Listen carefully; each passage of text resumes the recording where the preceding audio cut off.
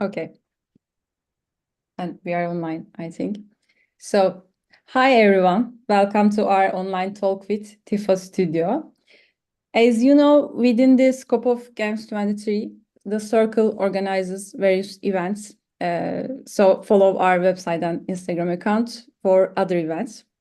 I am İlayda Köroğlu. As a moderator of this session, I have some questions for Tifa about what comes next after school, and he has some tips on that. If you have any questions, we will have a Q&A session at the end. Please wait for it. And welcome, Tifa. How are you and how are you doing these days? Thank you. First, I'm good. Thank you for having me with you in this small talk. It's my pleasure. And I'm very excited to try to share my experience with the audience. Hopefully, it will be useful for them and for me as well. It's nice to have you here, really. And as I know, you have just started to master's degree in Hong Kong, right? How is it going? My PhD degree, and PhD, right. going great. I believe it's all good to get into new experience, to get out of your comfort zone, to try new things. These things are making people fresh always. Like whenever you feel that you are already getting used to what you're doing, I believe that the one has to do new stuff so that they can improve themselves. And this is what I try to do. Nice. Try new country. I'm glad. Okay, then could you share a bit about your journey in architecture and how it influenced your approach to planning a career in the field? Sure.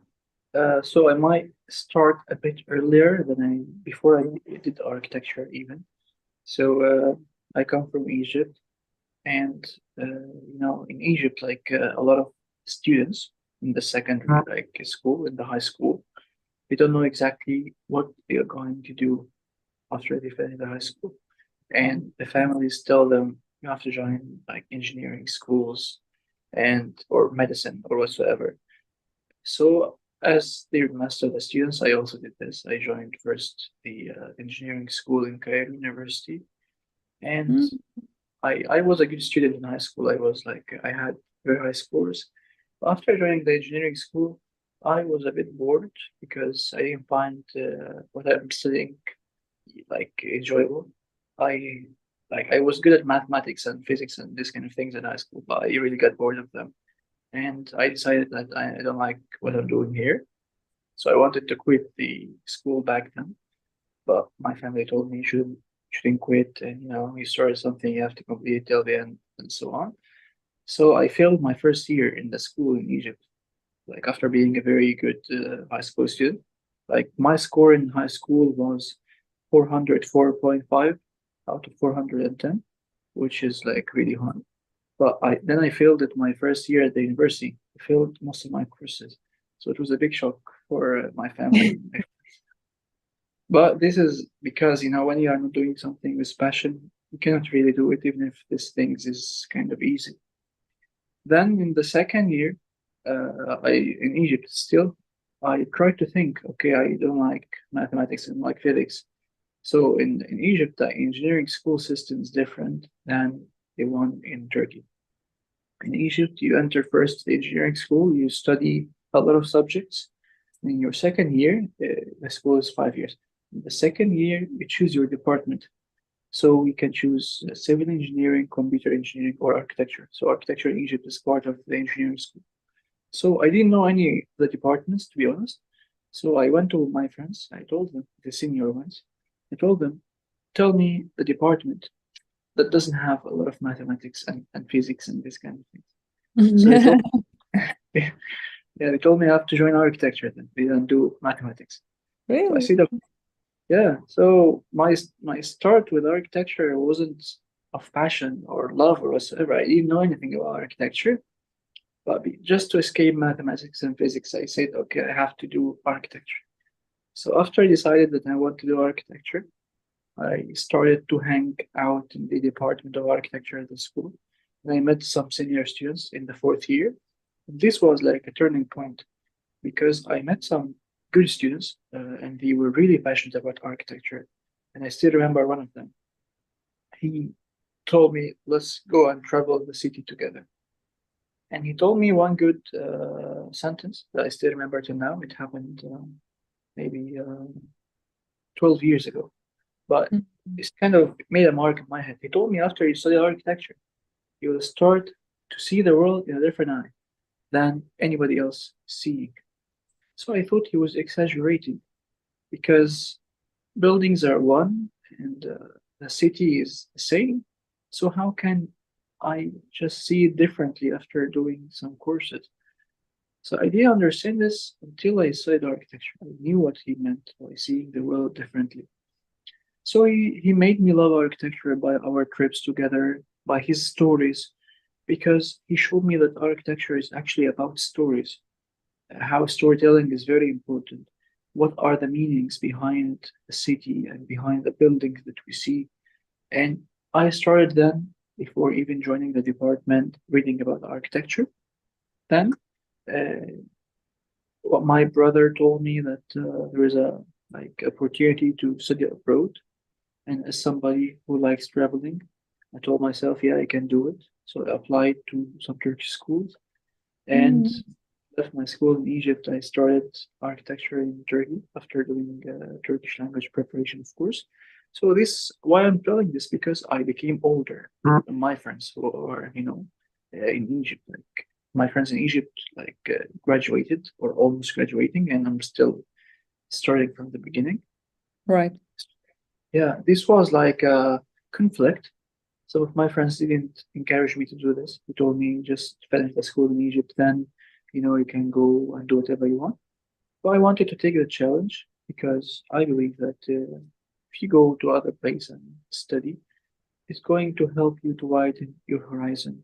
You see things in a really, kind of zoom out, see more things than the other are seeing.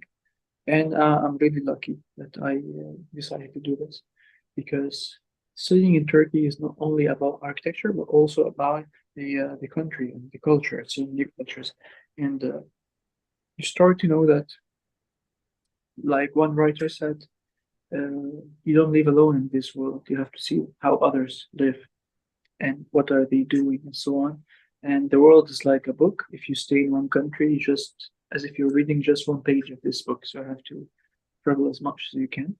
So yeah, I started from the beginning, and I graduated when I was 25 years old, which is very old according to bachelor's degree. But I didn't care, to be honest. I told myself age is just a number. So this is the first thing I want to tell students. Like, don't be afraid of age. Don't tell yourself I'm very late. You are not late until you're 40. 40 Until you're 40. Yeah, actually, that was an inspiring story indeed. Thank you. Thank you. So, So yeah, after I settled down. I settled down in Turkey, and in the beginning it was very hard for me because of the language, of course, in architecture, because I didn't have architectural background, like a strong foundation in architecture. So understanding the Turkish language itself is a problem for me in the beginning, and also understanding architecture itself was a problem for me in the beginning. So both of them made a very big obstacle for me in the first year. We had a lot of misunderstandings with the university professors, but till then, and that's how actually my educational journey started. I told myself like architecture should have a system behind it somehow. So if I can decode this system, I can be good at architecture. So I started searching in seminars and workshops and YouTube and books and all this kind of things. And just to give a context, I started architecture in 2014, like 10 years ago. And in this time, like the sources weren't really available like now. Now the students are very lucky because they can find information easily. But back then, in 2014, it's not easy to find resources. There aren't a lot of YouTube videos about architecture. Books are not very, very available on the internet. You have to go to library and so on. Like you can still find PDFs, but it's way harder. Like I can remember without telling the names how many architecture pages that you could follow on YouTube or Instagram. Very few, and that's why it's harder for me to search for resources and try to synthesize them. And that's why I told myself it's very hard, so I have to make it easier for the other students as well. And I tried to gather materials. I started when I was maybe in the first or second year. In 2019, when I was graduating, I made my first book in Turkish language about the design process for architecture students. I made it in a very simple language so that everyone can grasp it and understand it easily. And yeah, then I told myself, yeah, I like teaching. So that's why I decided to continue in the academic field rather than the practice. And in brief, this is my journey about architecture. That's great. That's great. Thank you for sharing. Thank you too. And in your view, what are the most significant trends shaping the architecture industry today? That's a great question. So, one of the most important things, as you have mentioned, for fresh graduates or students in third or fourth year, is to do their market research before graduating. If they don't know the trends, they might end up in the wrong direction somehow. And the trends that are shaping the architectural realm nowadays are one, BIM. This is one of the most important skills. I mean, I'm talking about the practice more, or there are a lot of things that students can do or graduates can do, but let's start with the practice. BIM is one of the most important skills. It's taking over, and maybe 5 to 10 years, everyone is going to use BIM. Obligatory, like it's not like now. Now it's optional somehow in a lot of countries. And Yes. some countries are starting to use BIM now, like UK, for example, they're using BIM a lot. The UAE, Saudi Arabia, a lot of countries are using BIM like forcibly for all the architecture offices to use BIM. Like Turkey and other countries are optional now. You can use it's up to you. But in 5 to 10 years, I believe that maybe almost every country is going to use BIM because it's practical, it's easy to use, and it's very helpful in terms of time and reduction of conflicts and so on. So the first trend is BIM. Students have to learn BIM, in my opinion, if they want to be one step in advance to the others. And BIM is not only learning Revit software or ArchiCAD or Vectorworks. BIM is the logic itself. You have to learn the theory of BIM, how it's applied, and so on. And Revit and all the softwares are tools to apply them. You can know Revit, but you might not know BIM. So Revit, then you are using it as a SketchUp. So it's useless. Not useless, I mean, it's not BIM. So you have to learn BIM, not just Revit. This is number one. Number two is sustainability and circular economy. A lot of people are getting jobs by just having LEED certification or BREEAM or any similar ones, but the most significant ones are LEED and BREEAM.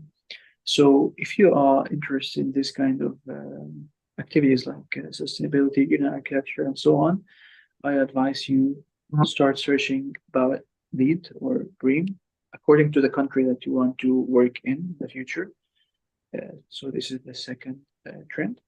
The third one, of course, the computational architecture, like parametric and others, and generally they use it, or they used to do it with Grasshopper, more on Python and C and coding and this kind of things. It's very important.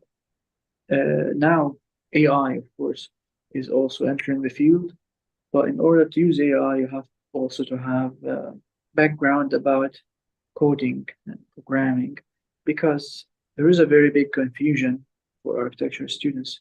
They think that if they are using Midjourney or ChatGPT, then they are good at AI in architecture. But this is user AI, and the market needs developers. So you should be good at the developing, not as a user using part. If you want to have, a good role in the future in this field. And Another very big trend that, or not trend actually, it has always been important, but it will be also important in the future, is the materials. If you have a very good foundation about materials, material science, how they're made and how to apply them in the projects and so on, technical drawings, etc., you will have a good future, I believe, because not a lot of people are entering this field. That's why they are very, very required. So, like if we have 10 architects, just 2 or 3 of them are very good at materials, and the rest don't have a lot of knowledge about it.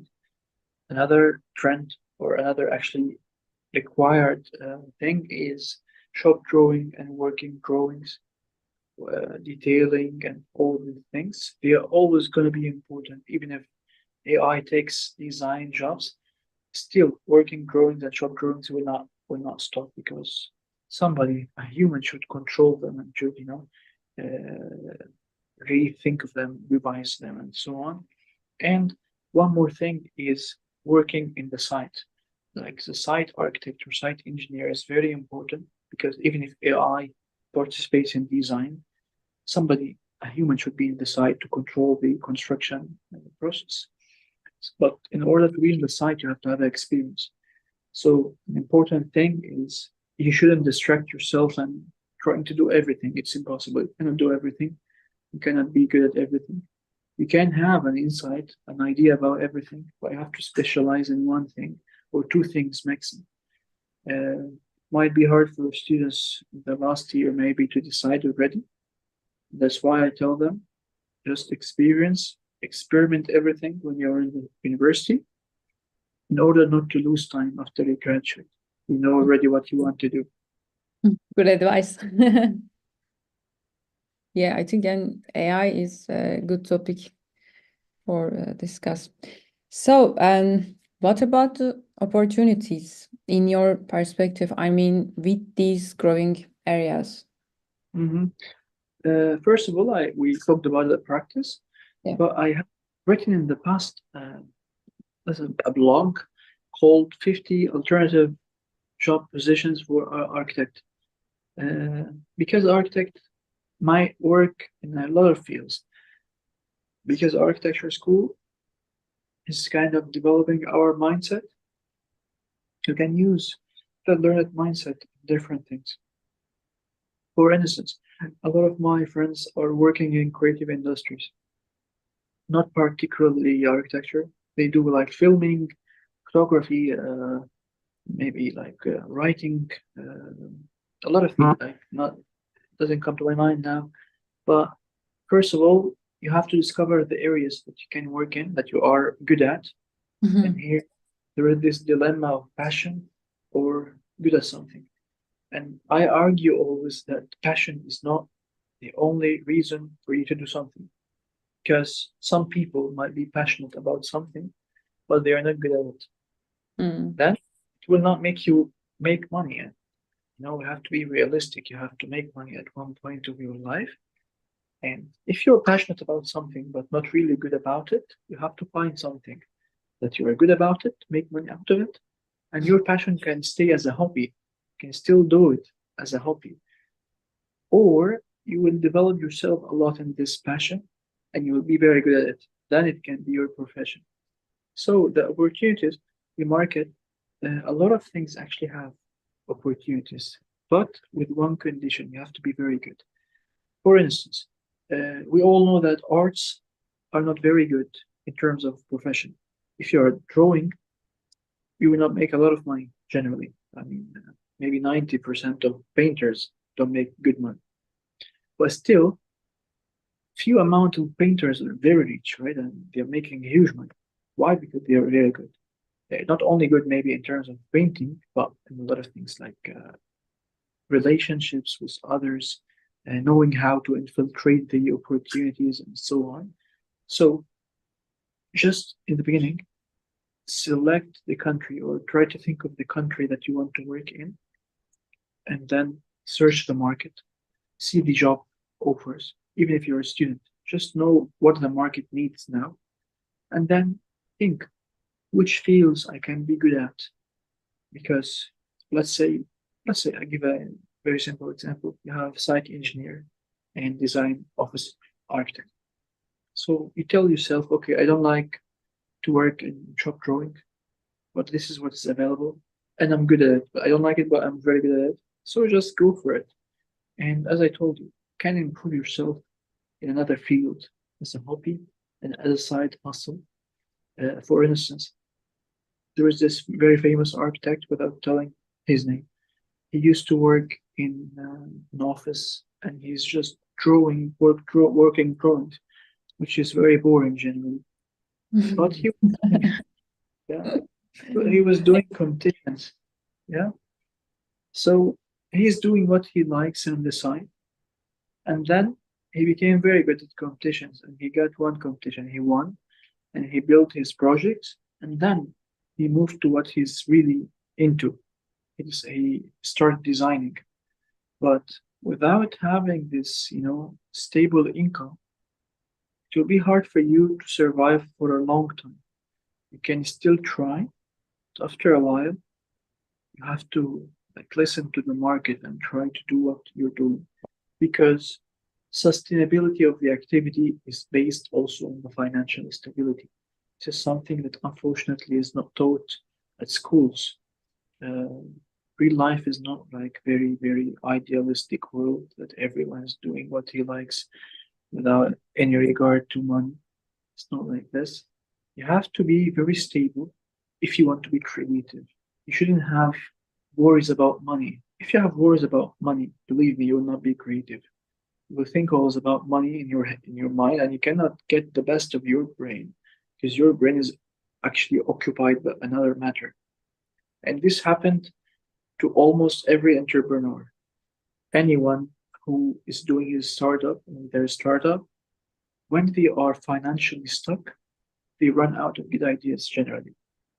So, in order not to have this, you have to be stable financially. And when you're stable, you will have a lot of good ideas because you are not worrying about money anymore. So you can work more. So yeah, back to your question. Market research, do what you're good at and your passion. You can do it on the side until you become very good at it, start making money of it, then you can do your passion. Nice. And I suppose building a strong professional foundation is essential, as I understand. So, what are the important points in this regard? Like the first thing is learning, or what do they call it? You step over the shoulders of the greatest people.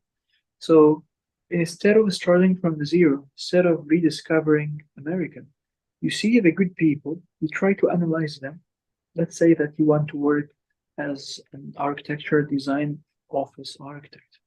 So you see the people in your surroundings or on LinkedIn or whatsoever. Start to analyze them, see what are their skills, and see their portfolio, their works, and then try to imitate them in the beginning. Imitation is essential in the beginning of any journey. So I tell my students before writing your own poems, before writing your own literature, you have to learn the letters first of the language, then the words, then the sentences, grammar, then you do literature. Some students are very, in a hurry and they start to do their poems without learning the words, and then you find meaningless poems and they get frustrated, right? Because they couldn't do it. So don't rush, just imitate in the beginning, see what they are doing and try to do it. And with practice, you will be very good. Like they say, honey, practice makes perfect. And there is this famous example of Ronaldo and Messi. Ronaldo, they say that he doesn't have the talent, but he is very hard worker. That's why he became one of the best players. Messi, on the other side, he had the talent. Of course, he also practiced a lot, but I believe he practices less than Ronaldo because he doesn't really need it.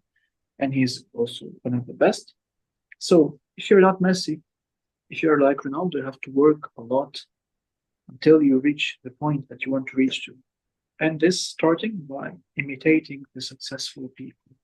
according to your field, of course. So just search on LinkedIn on the position that you want to have, and you can also contact them and ask them about advice to be very useful for you in the beginning. Yeah, right. And experience. And by the way, do you have any recommendation for portfolio, for job searching or applications? Generally, you have to find a reference in the beginning. We do in architecture, we do also precedent analysis. So before doing our own building, we have to search for other buildings and learn from them. So don't just start from the scratch. Search for references, search for examples, see the good people's portfolios and try to learn from them. Check magazines, architectural magazines, bibliography books, and then try to do your own after you really analyze the previous works. Because it's going to be very hard for you if you start from white paper. If you start from strong foundation, you will save yourself time and energy. And another point is, in a lot of schools, students are not taught graphic design skills. So they might not be very good if they don't check actually references and try to imitate them in the beginning. Yeah. It's not bad to imitate in the beginning because we are not graphic designers, we are architects, right? It's different. And when I tell some students, like, you have to imitate, you have to find the reference and go ahead, they feel offended. They think that we are good enough, we can do our own thing. I tell them, actually, this is your own thing because you are going to put your projects. You're just learning representation, how to explain your ideas about graphic design, composition, colors, and so on. It's not bad. So yeah, briefly, just find a good reference, analyze the references, and do your own thing, but after you learn, not before you learn. Yeah, and good advice as well. So we have done with portfolio, and next step, job searching. So what do you recommend for effective job searching? Because sometimes you don't know and you can't apply for a good opportunity. So we need to be aware of all of it. How it can be happen? Yeah, generally, job searching is one of the hardest stages in like the beginning, especially in the beginning of our career. So first of all, we have to follow the websites publish job opportunities, such as Indeed or LinkedIn or similar local websites. After this, when we find the opportunities, we don't just apply for everything. We have to search for the offices, what kind of job they are doing. If you can reach some people who worked there before, not working now, we can ask them about their opinions. Because if they are working now, they might be a bit sensitive to give us the real information about the offices. But if you reach an intern who did his intern or her internship be in the past, he can or she can tell you about the experience in a realistic way, or an old worker. So you ask about the office because the type of works or how good their designs are is not the only thing to consider when you are searching for a job. You have to search, you have to ask and search about the behaviors in the office. What is the manager or the employer-employee relationship? Are they overstaying, working a lot, or are they working like normally? Important. Yeah, exactly. And the type of salaries, because you might get disappointed. Like one of the best offices in the world can really pay less than what you're expecting. So you have to search this kind of aspects so that you don't get disappointed after you join. And this can only be reached through asking people. You cannot find this kind of information on the internet. So before applying to all the offices, try to learn this information. And after this, you can filter your options and customize your intention letter. Don't just copy paste one message because generally everyone knows the copy pasted message is easily understandable. Just customize your message to this office. Tell them why you are interested in working with them, why you are going to be a good addition to the office, why they should hire you, not the other applicants, and make a good portfolio, a good CV, and just send it. Even if they don't reply to you back, they generally will keep it. And once, maybe when they need, they can contact you back. It happens with a lot of people. They apply, and then 1 year later, they tell them, we had your portfolio. If you're free, we want you to work with us now. It happened. It's not like fiction. It happened with some people that I know in real life. After a long time, they contact them back and they tell them, we had your portfolio in our database and we need you to work with us now. So Yeah. apply. Yeah, right. And apply even to the offices that don't have open positions. Sometimes they might need actually somebody, and they're not just opening a position for some reason, or they're thinking about opening a position in the future. So once you apply, they find you a good fit. They tell you, okay, we want you to work with us. This also can happen, or at least you show yourself to them so that they know you in the future.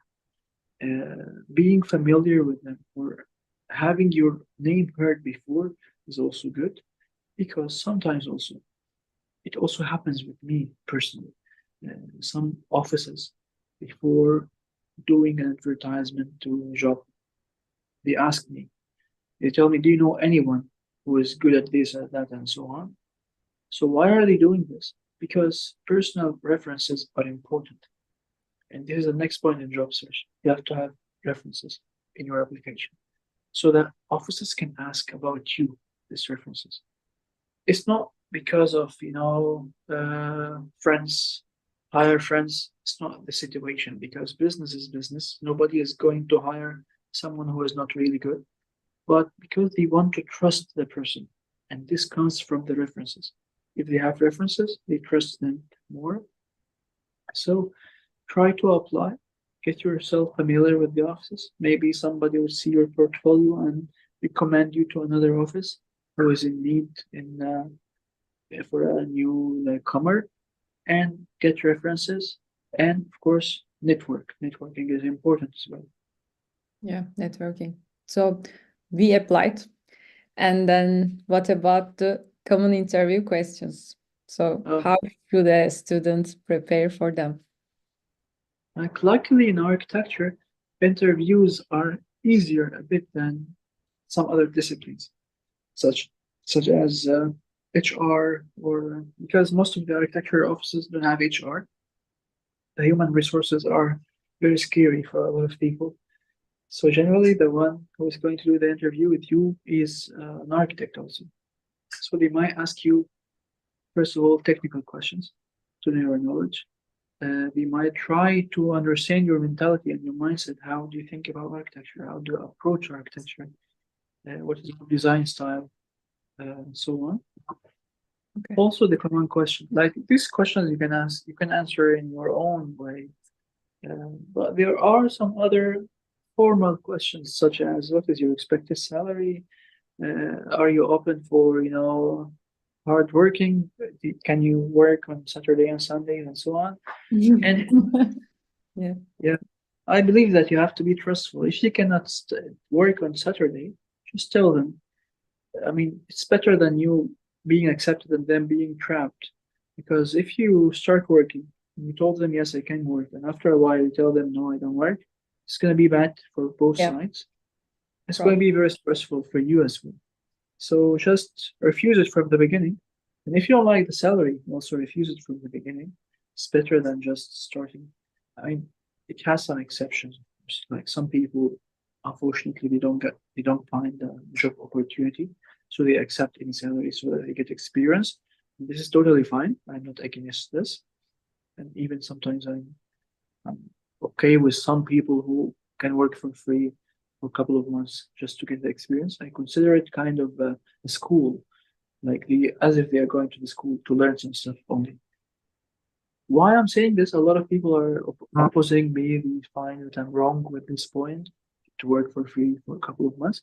But I see it as attending a course, because when you are new and you don't have experience, you will not add a lot of things to the office actually. They are going to invest some time and energy to teach you, Yeah. tell you a certain level. That's why there is like a win-win situation. You help them a bit, you will be slow, you will not have everything correct from the first month. So they are patient, they teach you, you improve yourself until you meet this point that you are meeting their expectations. Then you have the experience, you can ask for money. And if they don't give you money, you can apply for another office and they will hire you because you will have the experience.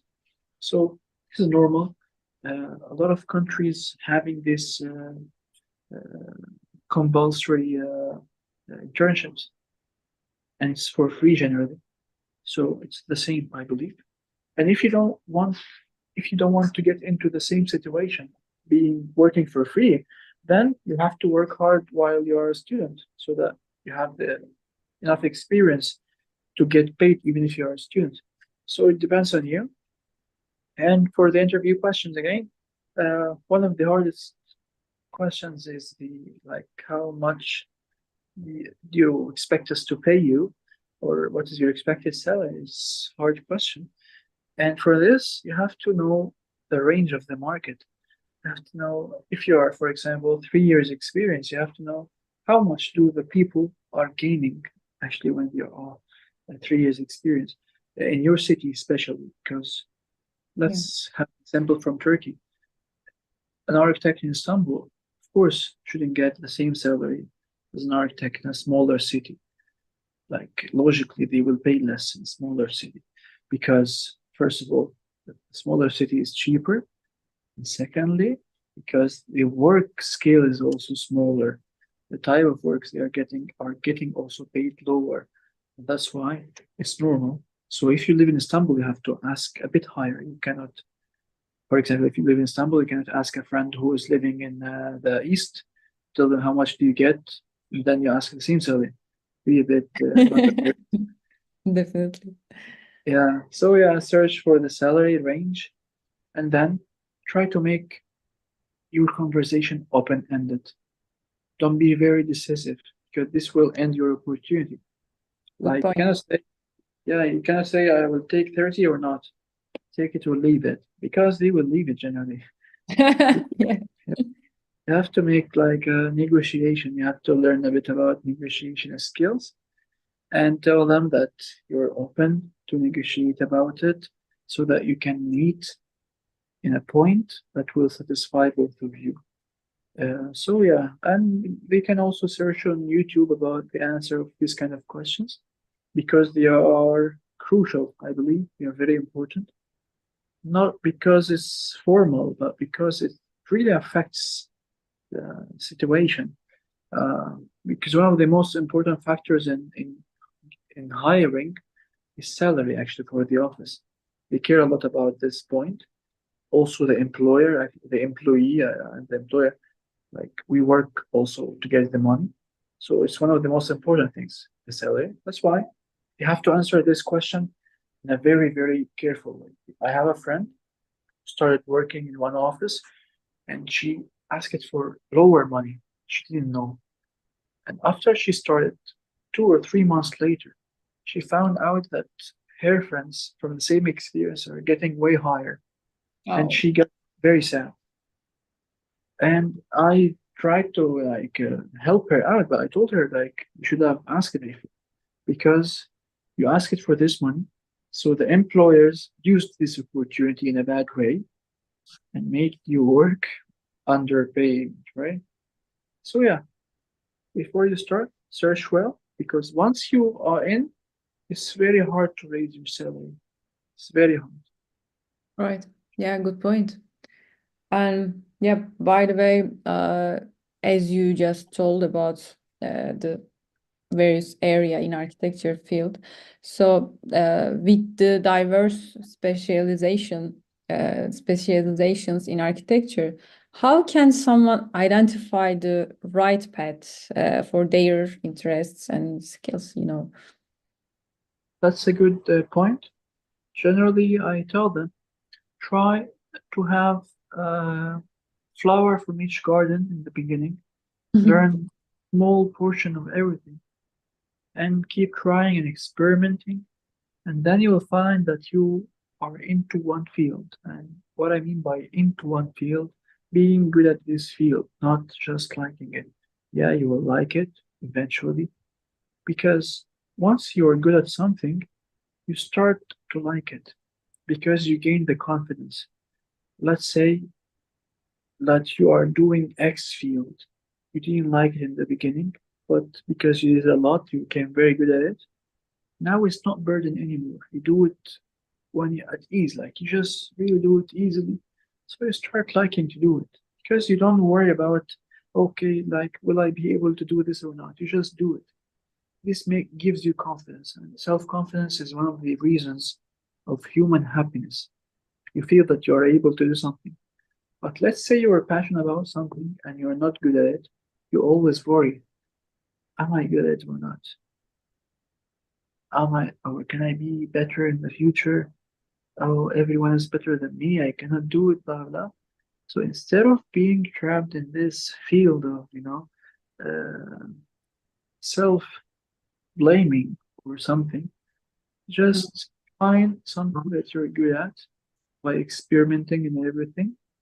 And when I mean experimenting, I'm not saying that you have to spend 1 year for each field, because this is also a problem for a lot of architects. I was once talking with a famous architect in Turkey, and he told me there is a big problem here. We ask for 10-year experienced architect, and the people who are coming to us, they graduated 10 years before, but they don't have 10 years experience. They have 1 year experience in 10 fields. So there is no cumulative experience. Interesting. Yeah. Oh, I'm And surprised. that's why find your own field and be an expert in it. Then you will be very good and you will be asked it. Offices will run after you. And you can even open your own office eventually. But if you try this for 1 year, leave it and try another thing for 1 year, and so on and so forth, you're not going to advance in the career actually.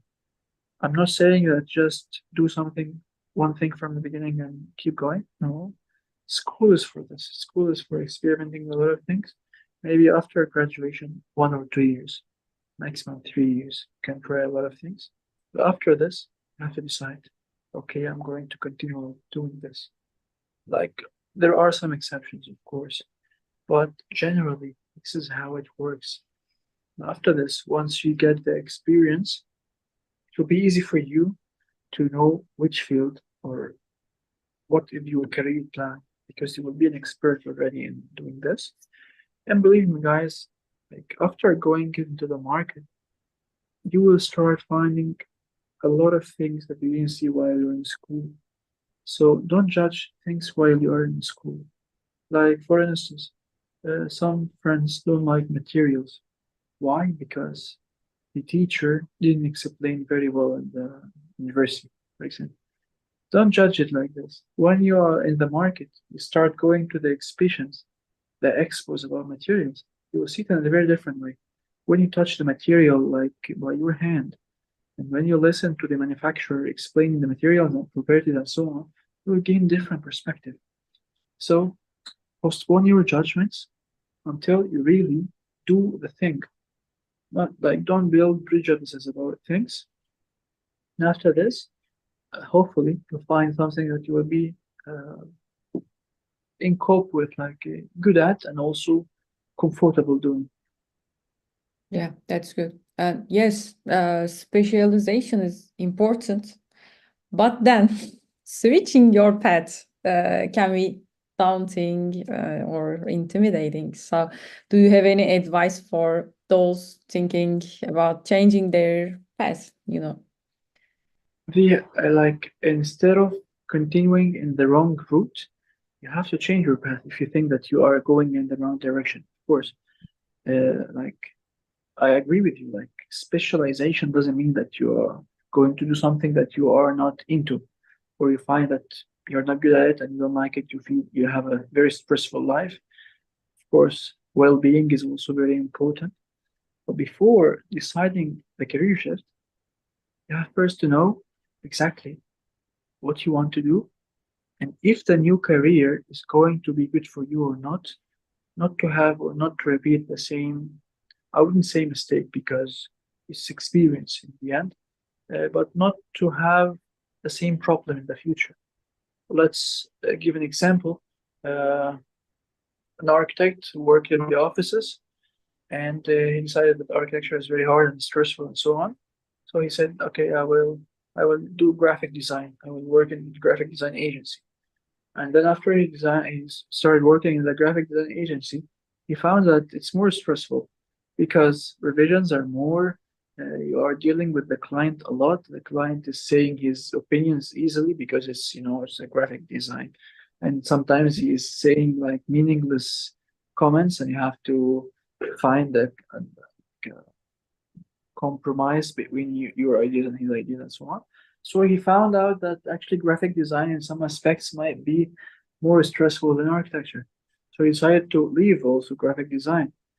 And then he didn't know what he actually wanted to do.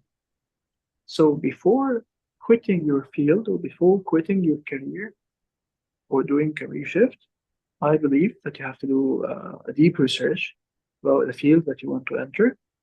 Also ask the people who are working there. And after this, you start to decide if this is good for you or not. When I say ask the students or ask the workers in this field, not only about if they enjoy it or not, because this is really like it can be different from the person to another. Ask about the nature of work, ask about the salary range, hours of work, the opportunities. Search it and search it deeply before you decide. If you find that everything is okay for you, just do it because you cannot continue your life doing something that you don't like. Yeah, but career shift is normal. I mean, it's not bad because after doing career shift, you might be way better than you are. But just study well, ask the friends, take their opinions, and then do what you see is logical. Yeah, makes sense. And after all, how do you stay updated with industry trends, and what resources or practices do you recommend for continuous learning? Because, continuous learning and development is the most important thing. Like the first thing is we have to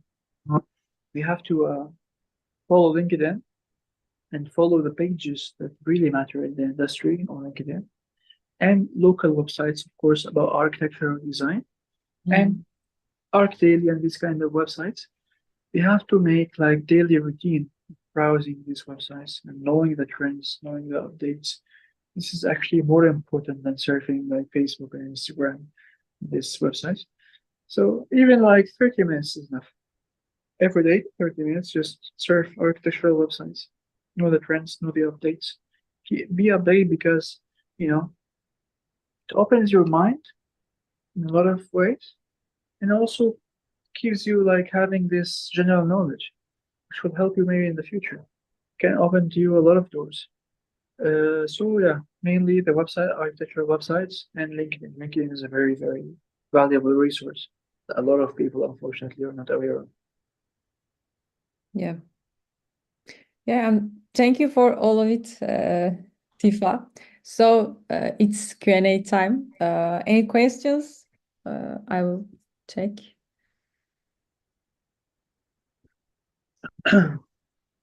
And by the way, so is there anything to add you'd like to, Tifa? Let me think about it. Like I would tell to the students, don't be harsh on yourselves. Uh, take life easily. You're not in a race. I say all with this. Life is not a race about career. You have a lot of things to do in your life rather than architecture. First thing, you're humans, so care about your well-beings, care about your family and your social life, your friends, your spiritualities. Uh, do some exercises, and of course, care about your career because this is what you are going to offer the world, maybe. But it shouldn't be the center of the world, because you will drain yourself if you do this.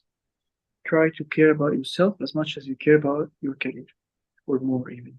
Care about yourself more, love yourselves, and don't be hard, because it would not be sustainable if you become very hard on yourself. I'm not saying to be lazy, like you have to invest in yourself, of course, but you have at one point to tell yourself, will I be able to do this on the long run, or am I consuming myself? Then at one point I will be finished. Yeah. So it's good to have this. There is a famous story. I don't know if it's famous in the globe or just famous in my culture. I think it's famous in the globe. The rabbit and the turtle race. Yeah, I know. I think everyone knows. Yeah. Yeah, becoming turtle sometimes is better on the long run. Right. Yeah, it was a great conversation we had today, by the way. And last time I'm checking questions. Actually, we have one question. Do you wanna answer it? Sure, it was a pleasure. What is it? Could you please elaborate on the importance of BIM? What is it and why is it important? Okay. So BIM is Building Information Management.